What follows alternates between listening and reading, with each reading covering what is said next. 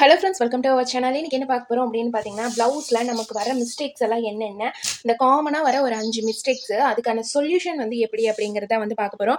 இது பிகினராக இருக்கிறீங்க அப்படின்னா உங்களுக்கு ரொம்ப யூஸ்ஃபுல்லாக இருக்கும். அதனால் மறக்காமல் வீடியோவை ஸ்கிப் பண்ணாமல் பாருங்கள். நீங்கள் நம்ம சேனலில் பார்க்குறீங்க அப்படின்னா நீங்கள் சப்ஸ்கிரைபே பண்ணலனாலும் பரவாயில்ல, ஒரு லைக்கை மட்டுமாவது போட்டு பாருங்கள். நான் வந்து ஒரு அளவு ப்ளவுஸ் தான் வந்து எடுத்திருக்கிறேன். இப்போ நம்ம அந்த சொல்யூஷனுக்கெல்லாம் எந்த மாதிரி வந்து ப்ளவுஸில் வந்து கரெக்ட் பண்ணலாம் அப்படிங்கிறத நான் வந்து உங்களுக்கு ஷேர் பண்ணுறேன். ஃபஸ்ட்டு வர ப்ராப்ளம் அப்படின்னு பார்த்தீங்கன்னா, கஸ்டமர் ப்ளவுஸை போட்டோன்னே நமக்கு சொல்கிறது, ப்ளவுஸ் ரொம்ப லூஸாக இருக்குது, டைட்டாக இருக்குது, அந்த மாதிரி தான் வந்து சொல்லுவாங்க. அந்த மாதிரி லூஸ் டைட் ப்ராப்ளம் வந்தது அப்படின்னா, நீங்கள் வந்து ஃபஸ்ட்டு வந்து பார்த்தீங்க அப்படின்னா அளவு ப்ளவுஸை வச்சு செக் பண்ணி பாருங்கள். அளவு ப்ளவுஸில் கரெக்டாக தான் இருக்குது அப்படின்னாலும், ஒரு சில ப்ளவுஸ் வந்து புது ப்ளவுஸ் எல்லாம் நம்ம வந்து அதுவும் லைனிங் ப்ளவுஸ் எல்லாம் தைக்கும்போது கொஞ்சம் டைட்டாக இருக்கிற மாதிரி தான் இருக்கும். அது போக போக தான் நமக்கு வந்து கரெக்டாக இருக்கும். அதனால் புது ப்ளவுஸ் எப்பயுமே கொஞ்சம் டைட்டாக இருக்கிற மாதிரி தான் இருக்கும். அது ஒவ்வொரு கிளாத்தை பொறுத்து தான் இருக்குது. அந்த மாதிரி கம்ப்ளைண்ட் சொன்னாங்க அப்படின்னா, உங்களுக்கு லூஸாக இருக்குது அப்படின்னா, நீங்கள் இந்த மாதிரி வந்து ஒரு தையல் அப்படியே நெட்டுக்காக போட்டு விட்டீங்க அப்படின்னா உங்களுக்கு டைட் ஆயிரும். இதே டைட்டாக இருக்குன்னு சொன்னாங்கன்னா, ஒரு தையல் நீங்கள் பிரித்து விட்டீங்க அப்படின்னா உங்களுக்கு அது வந்து லூஸ் ஆயிரும். இதில் எனக்கு கை மட்டும்தான் லூஸாக இருக்குது, டைட்டாக இருக்குது, பாடி எல்லாம் கரெக்டாக இருக்குது அப்படின்னாங்கன்னா, இப்போ கை பகுதி மட்டும் பிரித்து விட்டு இந்த இடத்துலேருந்து அப்படியே இந்த இடம் வரையும் அப்படியே ஒரு தையல் வந்து போட்டு விட்டுட்டீங்க அப்படின்னா உங்களுக்கு வந்து கரெக்டாக இருக்கும். ஓகேங்களா? அடுத்த கம்ப்ளைண்ட் என்ன அப்படின்னு பார்த்தீங்கன்னா, நெக்கு வந்து ரொம்ப டீப்பாக இருக்குது அப்படின்னு வந்து சொல்லுவாங்க. இறக்கமாக வந்துருச்சு அப்படிம்பாங்க. அது வந்து பேக் நெக்காக இருந்தாலும் சரி, ஃப்ரண்ட் நெக்காக இருந்தாலும் சரி, நெக்கு இறக்கமாக வந்துருச்சு அப்படின்னா, இப்போ இதில் பாருங்கள், இந்த ப்ளவுஸோட இறக்கம் வந்து எவ்வளோ வருது அப்படின்னு பார்த்தீங்கன்னா, ஒரு நார்மலாக ஒரு 6 இன்ச்சு 5 இன்ச்சு அந்த மாதிரி நமக்கு வந்து வரும். 5 இன்ச் அப்படிங்கிறது ரொம்ப மேலே இருக்கும். நார்மலாக வைக்கிற அளவு வந்து பார்த்திங்க அப்படின்னா 6 இன்ச்சு தான். அந்த அளவில் இருந்தால் கரெக்டாக இருக்கும். அதவும் இடவும் வந்து கீழால் வந்தது அப்படின்னா நமக்கு அது ரொம்ப வந்து இறக்கமாக இருக்கிற மாதிரி இருக்கும். அது ஒரு சிலர் வந்து விரும்ப மாட்டாங்க. நீங்கள் ப்ளவுஸை கட் பண்ணும்போதே பார்த்தீங்க அப்படின்னா, ப்ளவுஸில் எவ்வளோ உயரம் வருது அப்படிங்கிறத பார்த்துக்கோங்க. பாருங்கள், இதில் வந்து சரியாக 7 இன்ச் இருக்குது. இப்போ நீங்கள் டேப் அளவு வச்சு எடுக்கிறீங்க அப்படின்னா, இந்த 7 இன்ச் அப்படியே மார்க் பண்ணிடுவீங்க. மார்க் பண்ணி அளவு ப்ளவுஸ்லையும் மார்க் பண்ணிடுறீங்க அப்படின்னா, நம்ம கட் பண்ணி ஸ்டிச் பண்ணும்போது அது 7.5 இன்ச்சாக மாறிடும். அதுக்காக நம்ம வந்து 7 இன்ச் வருது அப்படின்னா 6.5 இன்ச் வைக்கணும். 6 இன்ச் வச்சா தான் நம்ம கட் பண்ணி ஸ்டிச் பண்ணுறப்ப நமக்கு அந்த 1/2 இன்ச் போக கரெக்டாக 7 இன்ச் வந்து வரும்.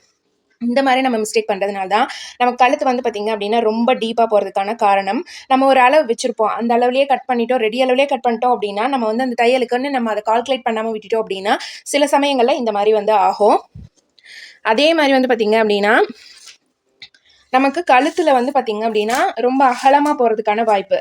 இப்போ ஒரு சில குறிப்பிட்ட அளவு இருக்குது அப்படின்னா அந்த அளவில் வந்து எந்த மாதிரி வந்து இப்போ ஒரு 40 சைஸ் வராங்க, இல்லை 38 சைஸ், இல்லை 36 சைஸ் அப்படின்னா 2.5 இன்ச்லேருந்தே கழுத்து வந்து ஸ்டார்ட் ஆகும். அந்த நீங்கள் ஃபார்முலா ஃபஸ்ட்டு தெரிஞ்சுக்கிட்டீங்க அப்படின்னா நீங்கள் மெஷர்மெண்ட் வச்சு கட் பண்ணுறீங்க அப்படிங்கிறப்ப அது உங்களுக்கு ரொம்பவே வந்து யூஸ்ஃபுல்லாக இருக்கும். இத்தனை சைஸ் இருக்கிறவங்களுக்கு இத்தனை சைஸ் அளவில் கழுத்து வந்து வைக்கலாம் அப்படிங்கிறது வந்து உங்களுக்கு வந்து தெரியும். நம்ம சேனல்லையே வந்து அது வந்து போட்டிருக்கேன். நான் உங்களுக்கு லிங்க் வேணாலும் கொடுக்குறேன், நீங்கள் வந்து செக் பண்ணி பாருங்கள். அடுத்து வந்து பார்த்திங்க அப்படின்னா நமக்கு ஸ்லீவில் அந்த ஃபிட்டிங் வந்து சரியாக இல்லைன்னு சொல்லுவாங்க. அந்த ஸ்லீவில் வந்து பார்த்திங்க அப்படின்னா நம்ம கரெக்டாக இப்படி வந்து போடும்போது நமக்கு ஆம்கோல் கிட்டையும் சரி, இந்த சைட்லேயும் சரி, இந்த சைட்லேயும் சரி, துணி வந்து இப்படி தூக்குன மாதிரி இருக்கவே கூடாது. நல்லா படிமான ஆம்கோல் சைடே நமக்கு வந்து சுருக்கம் வர மாதிரி இருக்கும். ஒன்று ஸ்லீவ் பக்கத்தில் சுருக்கம் வர மாதிரி இருக்கும், இல்லைனா ஆம்கோல் சைடில் சுருக்கம் வர மாதிரி இருக்கும். ஆம்கோல் சைடில் சுருக்கம் வர மாதிரி வந்தது அப்படின்னா நம்ம கை தான் வந்து இன்னும் கொஞ்சம் குடஞ்சி வெட்டணும். இதுவே நமக்கு அதாவது ஸ்லீவ் பக்கம் வந்து எந்த பக்கம் நமக்கு சுருக்கம் வந்தாலும் சரி அந்த சைடு நம்ம இன்னும் கொஞ்சம் குடஞ்சி வெட்டுற மாதிரி இருக்கும். இதுவே தைச்ச ப்ளவுஸில் வருது அப்படின்னா அதை எப்படி சரி பண்ணலாம் அப்படின்னு பார்த்தீங்கன்னா, நீங்கள் இந்த மாதிரி உள்ளார திருப்பி விட்டுட்டு லைட்டாக வந்து இந்த சைடில் வந்து இது வரையும் வந்து பிடிச்சிங்க அப்படின்னா உங்களுக்கு அந்த சுருக்கம் வந்து அந்த அளவுக்கு வந்து தெரியாது, ஓரளவுக்கு கம்மியாயிரும். அதுக்கு தகுந்த மாதிரி நீங்கள் வந்து லைட்டாக பிடிச்சி பார்த்தீங்க அப்படின்னா உங்களுக்கு வந்து அது கரெக்டாக இருக்கிற மாதிரி இருக்கும். அடுத்த கம்ப்ளைண்ட் வந்து என்னது அப்படின்னு வந்து பார்த்தீங்கன்னா, லென்த் வந்து நமக்கு கொஞ்சம் ஏறக்குறைய வர மாதிரி இருக்கும். நம்ம ஒவ்வொரு சைடுமே வந்து பார்த்திங்க அப்படின்னா இந்த மாதிரி ப்ளஸ் போட்ட மாதிரி நம்ம ஜாயின் பண்ணுறதுக்கு ரொம்ப சிரமமாக இருக்கும். இதில் பாருங்கள், இந்த அளவுக்கு வந்து பர்ஃபெக்டாக அந்த ப்ளஸ் போட்ட மாதிரி வந்து நமக்கு வந்து வந்திருக்குது.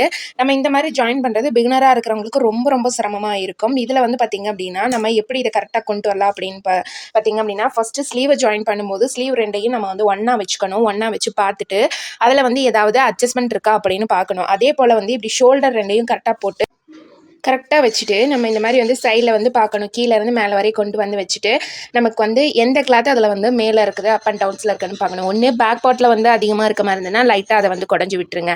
இதே ஃப்ரண்ட் பார்ட்டில் இருக்குது அப்படின்னா நீங்கள் வந்து இப்போ 3 டாட் போட்டுக்கிற இடத்துல 4ஆவது ஒரு டாட் போட்டிங்க அப்படின்னா அதை வந்து அட்ஜஸ்ட்மெண்ட் பண்ணிக்கலாம்.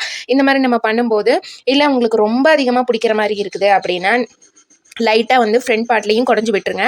நான் ஃபோர்த்தாக ஒரு டாட்டும் போட்டுருங்க. அப்புறம் பட்டியிலையும் லைட்டாக பிடிச்சி விட்டுருங்க. அப்படி பிடிச்சிங்க அப்படின்னா ரொம்ப பெருசாக இருந்தாலும் அது வந்து நமக்கு கரெக்டாக வந்து வந்துடும். இந்த மெத்தட் நீங்கள் வந்து கண்டிப்பாக வந்து ட்ரை பண்ணி பார்க்கலாம். அடுத்த வந்தது பார்த்தீங்க அப்படின்னா நமக்கு இந்த மெஷர்மெண்ட் வந்து நான் கொடுத்தது மாதிரியே இல்லை அப்படின்னு சொல்லி ஒரு சில கஸ்டமர் வந்து கேட்பாங்க. அந்த மாதிரியெல்லாம் இருக்கிறப்ப வந்து பார்த்தீங்க அப்படின்னா அது ரொம்பவே சிரமமாக தான் இருக்கும். அந்த மாதிரி வரதுக்கெல்லாம் காரணம் அப்படின்னா நம்ம எடுத்திருக்கிற மெஷர்மெண்ட்டே நமக்கு வந்து தப்பான அளவாக இருந்திருக்கும். அதே மாதிரி தான் நான் சொன்ன மாதிரி அளவு ப்ளவுஸ் வாங்குறீங்க அப்படின்னாலும் சரி, மெஷர்மெண்ட் எடுக்கிறீங்க அப்படின்னாலும் சரி, மெஷர்மெண்ட்டை கரெக்டாக வந்து நீங்கள் வந்து எடுத்துக்கோங்க. அப்படி இல்லை அப்படின்னா உங்களுக்கு வந்து இந்த மாதிரி மிஸ்டேக்ஸ் எல்லாமே வந்து வரதுக்கு வாய்ப்பு இருக்குது. அதுக்கு அடுத்தது வந்து பார்த்திங்க அப்படின்னா லைனிங்கில் வந்து நமக்கு சரியில்லை அப்படின்னு சொல்லுவாங்க. ஒரு சிலர் வந்து லைனிங் வந்து போடும்போது இந்த மேலே இருக்கிற துணி மட்டும் தூக்கிட்டு இருக்குது, ஒன்றும் அந்த அடித்துணியும் மேல் துணியும் ஒன்றாவே செட் ஆகலை அப்படின்னு சொல்லுவாங்க. அது எதனால் வருது அப்படின்னு பார்த்தீங்கன்னா, இப்போ இந்த மேல் துணியோட கிராஸ் வந்து இதே போல் கிராஸ் வந்து இருக்குது சரிங்களா. அதே போல் இந்த அடித்துணியோட கிராஸும் சரியாக இருக்கணும். இந்த அடித்துணி வந்து ஒரு வேளை கிராஸ் கம்மியாக இருந்தது, இல்லை வந்து நமக்கு நேராக தான் இருக்கிற மாதிரி இருக்குது அப்படின்னா இந்த அடித்துணியும் மேல் துணியும் நமக்கு ஒன்றா வந்து செட்டே ஆகாது. அதனால தான் சொல்கிறேன். அந்த மாதிரி சொல்கிறாங்க அப்படின்னா நீங்கள் கிராஸ் கரெக்டாக எடுக்கலன்னு அர்த்தம். நீங்கள் லைனிங்கில் கிராஸ் கரெக்டாக எடுத்தால் தான் மெயின் கிளாத்லேயும் கிராஸ் வந்து கரெக்டாக எடுக்கணும். கிராஸ் கட்டிங் போடுறப்ப கிராஸ் கரெக்டாக எடுத்து நீங்கள் ஸ்டிச் பண்ணிங்கன்னா அடித்துணியும் மேல் துணியும் ஒன்றா இருக்கும். அப்புறம் ஒரு சிலர் வந்து பார்த்திங்க அப்படின்னா லைனிங் போடாமல் ப்ளவுஸ் பீட்டை வந்து போடுவாங்க லைனிங்காக. அந்த மாதிரி போடுறப்ப அது வந்து செட் ஆகாது தான், அது ஒன்றோட ஒன்று ஒட்டாது. அந்த துணி வந்து தூக்கிட்டு இருக்கிற மாதிரி தான் இருக்கும். நான் அந்த மாதிரி யாராவது கஸ்டமர் என்கிட்ட கொடுக்கும்போது நான் வந்து கேட்டுப்பேன், இது நீங்கள் போடுவீங்களா, உங்களுக்கு கரெக்டாக இருக்குமா அப்படின்னு சொல்லி. அதை கேட்டுட்டு தான் நான் வந்து ஸ்டிச் பண்ணுவேன். ஏன்னா லைனிங் போட்டால் நமக்கு ஒட்டும். இதுவே வந்து அந்த ப்ளவுஸ் பிட்டை போட்டோம் அப்படின்னா, ஃபுல் ஆயில் பிட் போட்டோம்னா அது நமக்கு வந்து ஒட்டவே ஒட்டாது, தூக்கிட்டு இருக்கிற மாதிரி தான் இருக்கும். அதே மாதிரி கஸ்டமர் சொல்கிற இன்னொரு கம்ப்ளைண்ட் என்ன அப்படின்னு பார்த்தீங்கன்னா, இந்த ஊக்கு கட்டுறதுக்கெல்லாம் வந்து சொல்லுவாங்க, ஊக்கு வந்து ஸ்டிஃபாகவே இல்லை அப்படின்னு சொல்லி. ஊக்கெல்லாம் நம்ம வந்து நல்லா ஸ்டிஃபாக வந்து கட்டி பழகிக்கலாம். இந்த இதில் வந்து பார்த்திங்க அப்படின்னா ஊக்கு வந்து உள்ளார இன்செர்ட் பண்ணிவிட்டு அதுக்கப்புறமே கீழே 2 இடத்துல மட்டும்தான் வந்து நாட் போட்டிருக்குது.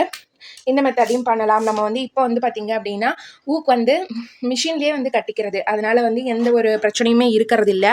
அதுலேயுமே வந்து பார்த்திங்க அப்படின்னா ஒரு சிலருக்கு அது வந்து செட் ஆகிறதும் இல்லை. அதனால் வந்து அந்த மாதிரி கேட்குறவங்களுக்கு மட்டும் கையிலேயே வந்து கட்டி கொடுத்துட்றது. அதுக்கப்புறம் ஷோல்டர் கலந்துட்டு வர மாதிரி இருக்குதுங்கிறாங்க. அந்த ஒரு கம்ப்ளைண்ட் ஒரு பெரிய கம்ப்ளைண்ட்டாக இருக்குது.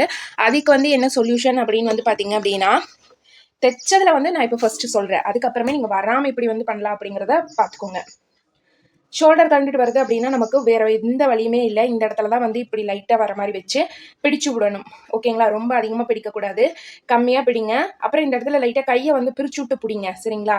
அப்போ தான் நமக்கு அந்த இடத்துல சுருக்கம் இல்லாமல் நல்லா நீட்டாக இருக்கிற மாதிரி வந்து இருக்கும். இந்த இடத்துல எல்லாம் டாட் போடுவாங்க, அந்த மாதிரி எல்லாம் டாட் வந்து போட வேணாம். அதே மாதிரி வந்து பார்த்தீங்கன்னா இல்லை உங்களுக்கு கொஞ்சம் தான் கலந்துட்டு வர மாதிரி இருக்குது அப்படின்னு நினைக்கிறப்ப இந்த மாதிரி கீழே ஊக்கு கட்டுறோம் பார்த்தீங்களா, ஊக்கில் நூல் வந்து கட்டுறோம் பார்த்தீங்களா, எக்ஸ்ட்ரா வந்து இழுத்து போடுறதுக்காக. அதே மாதிரி மேலே ஒன்று கட்டி கொடுங்க.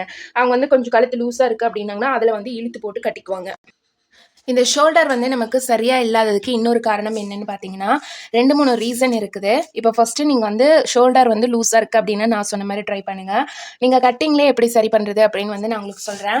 பேக் நெக் வந்து நீங்கள் கழுத்துக்கு ஒரு 3 இன்ச் கொடுக்குறீங்க அப்படின்னா பேக் நெக்கோட அகலம் ஃப்ரண்ட் நெக்கில் கொடுக்கும்போது 2.5 இன்ச் வந்து நீங்கள் கொடுக்கலாம்.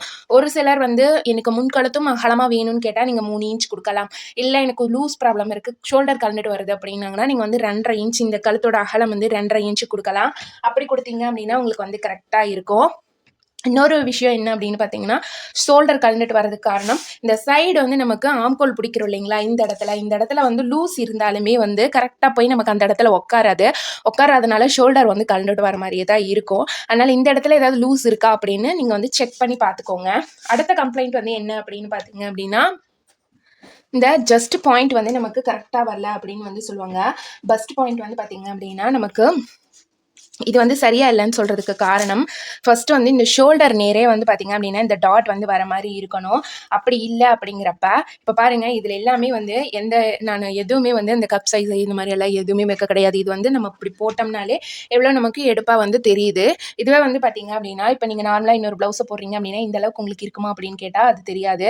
இப்போ இதில் வந்து பார்த்திங்க அப்படின்னா இது ஷோல்டர் நேருக்கு வந்து இந்த ஃபஸ்ட்டு வர டாட்டை வந்து நம்ம பிடிக்கணும்.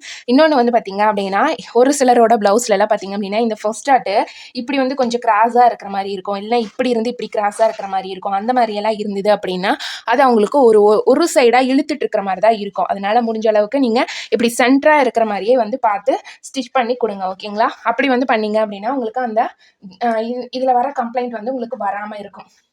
அடுத்தது வந்து பார்த்தீங்க அப்படின்னா இப்போ நம்ம ஃபிட் பண்ணுறோம் பார்த்தீங்களா, ஃபிட் பண்ணுறப்ப இந்த சைடு இது ரெண்டையும் நம்ம இப்படி ஒன்றா வைக்கிறோம். இப்படி வைக்கும்போது சரியாக இருக்கணும். இதுவே ஒரு சில ப்ளவுஸில் வந்து பார்த்தீங்க அப்படின்னா ஒன்று மேலால் இருக்கும், ஒன்று கீழால் இருக்கும். அந்த மாதிரி எல்லாமே வந்து வரதுக்கு வாய்ப்பு இருக்குது. எனக்கே வந்து நான் தைச்ச ஆரம்பத்தில் அந்த மாதிரி வந்திருக்குது. கஸ்டமரே வந்து ஒரு தடவை எனக்கு வந்து சொல்லியிருக்காங்க, இங்கே பாருங்கள் இந்த ப்ளவுஸு ஒரு ப்ளவுஸு மேலால் இருக்குது, ஒரு ப்ளவுஸ் கீழால் இருக்குது அப்படின்னு சொல்லி. இதெல்லாம் ஒரு சின்ன சின்ன கம்ப்ளைண்ட் தான், இதை யாரும் பெருசாக பார்க்குறது கிடையாது. ஆனால் கஸ்டமர் வந்து பார்த்து சொல்லும்போது அது நமக்கு எப்படி இருக்கும் சொல்லுங்கள். நம்ம வந்து கரெக்டாக நம்ம வேலையை செஞ்சோம் அப்படின்னா யாரும் எதுவும் சொல்ல மாட்டாங்க இல்லைங்களா? அதுக்காக தான் சொல்கிறேன். நீங்கள் தைக்கும்போது ஒவ்வொன்றையும் ஒவ்வொரு இடத்துலையும் செக் பண்ணி தைங்க. இப்போ அந்த மாதிரியெல்லாம் எதனால் வரும் அப்படின்னு நான் சொல்கிறேன். ஃபர்ஸ்ட் வந்து ஒரு சைடு ஜாயின் பண்ணிடுறோம். ஒரு சைடு ஜாயின் பண்ணும்போது நம்ம அப்படியே ஜாயின் பண்ணிடுறோம். அது வந்து அட்ஜஸ்ட்மெண்ட் எதுவுமே பண்ணாமல் அப்படியே பண்ணிடுறோம். இன்னொரு சைடு வந்து பார்த்திங்க அப்படின்னா நம்ம ஜாயின் பண்ணும்போது எதையாவது குடஞ்சி வெட்டிட்டோம் அப்படின்னா, பிடிச்சி தைச்சிட்டோம் அப்படின்னா நமக்கு இந்த இடத்தோட அகலத்தை விட இந்த இடத்தோட அகலம் வந்து கம்மியாயிரும். அப்போ நமக்கு அந்த மேலே கீழேயும் கொஞ்சம் வந்து முன்ன பின்ன இருக்கிற மாதிரி தான் வந்து இருக்கும். ஓகே ஃப்ரெண்ட்ஸ், இன்றைக்கி நான் ஷேர் பண்ணதில் எல்லாமே வந்து உங்களுக்கு கண்டிப்பாக யூஸ்ஃபுல்லாக இருக்கும் அப்படின்னு நினைக்கிறேன். உங்களுக்கு வந்து எதில் வந்து மிஸ்டேக் வருது அப்படிங்கிறத மறக்காமல் கமெண்ட்ஸில் சொல்லுங்கள். அதே மாதிரி நம்மக்கிட்ட டைலரிங் கிளாஸ் வந்து அவைலபிளாக இருக்குது. தேவைப்படுறவங்க வந்து ஸ்க்ரீனில் நம்பர் கொடுக்குற காண்டாக்ட் பண்ணிக்கோங்க. அதே மாதிரி டைலரிங் ஆன்லைன் ஆர்டர்ஸும் வந்து எடுத்துகிட்டு இருக்கேன். தேவைப்படுறவங்களும் வந்து காண்டாக்ட் பண்ணிக்கோங்க. இந்த வீடியோ பிடிச்சிருந்தது அப்படின்னா மறக்காமல் நீங்கள் சப்ஸ்கிரைப் பண்ணலைனாலும் பரவாயில்ல, ஒரு லைக்காவது போட்டு பாருங்கள். தேங்க்ஸ் ஃபார் வாட்சிங்.